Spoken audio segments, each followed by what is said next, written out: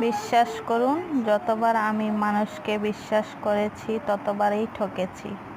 এখন আর মানুষকে বিশ্বাস করতে চাই না। নিজের অভিজ্ঞতা দিয়ে নিজে একটা কিছু করতে চাই। ইনশাল্লাহ একদিন সফলতার দিক দেখতে পাবো। সবাই আমাকে সাপোর্ট করবেন এগিয়ে যাওয়ার জন্য। আমিও সবাইকে সাপোর্ট করব। নিত্য নতুন ভিডিও পাবেন আপনারা। যদি ভালো লাগে অবশ্যই আমার চ্যানেলটাকে সাবস্ক্রাইব